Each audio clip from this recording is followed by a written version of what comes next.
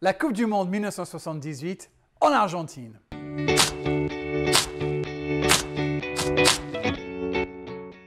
Les Bleus sont de retour à la Coupe du Monde. Michel Hidalgo, on va en parler évidemment un peu plus tard, mais en 1978, il est déjà sélectionneur de l'équipe de France qui va, je dois être honnête, tomber dans un groupe très compliqué. Ils vont être battus d'abord par l'Italie, ah oui, quand même l'Italie, et puis l'Argentine, quand même l'Argentine qui joue à domicile. La France est donc éliminée avant de jouer le dernier match contre la Hongrie. Sauf que, attention, c'est là où il y a l'événement. Les Bleus en vert et blanc. Quoi?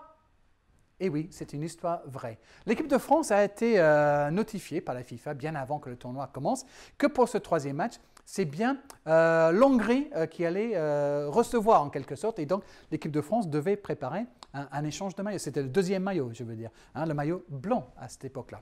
Donc, entre-temps, malheureusement, il y a eu un changement côté FIFA et c'est finalement l'équipe de France qui reçoit. Sauf que l'équipe de France n'est pas au courant. L'équipe de France qui a tout envoyé à l'aéroport parce qu'après le match, ils vont rentrer à la maison. De toute façon, c'est fini la Coupe du Monde pour les Bleus qui pensent jouer en blanc. Sauf qu'ils arrivent au stade et donc le mec de la FIFA dit « Ah ben non, on vous avait envoyé une autre lettre pour dire que vous devez jouer en bleu. » Panique totale, les Hongrois, ils sont là avec le maillot blanc, les Français avec le maillot blanc. Si la France ne trouve pas une solution, la France va perdre sur tapis vert. Tiens, vert et blanc. L'histoire est belle. Il y a un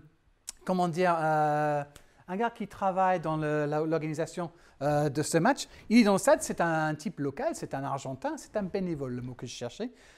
Ce type, il dit, mais attention, j'ai peut-être une solution. Mon club, le FC Kimberley, joue juste à côté. Je vais aller chercher des maillots.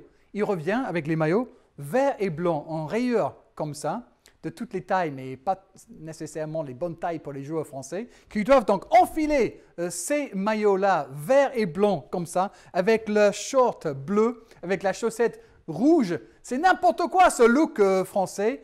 Et pourtant, en vert et blanc, on veille contre tout. L'équipe de France gagne ce match contre l'Hongrie par 3-1 avec Christian Lopez, Marc Bedol et Dominique Rocheteau. L'équipe de France, c'est plus les Bleus, c'est les verts et blancs.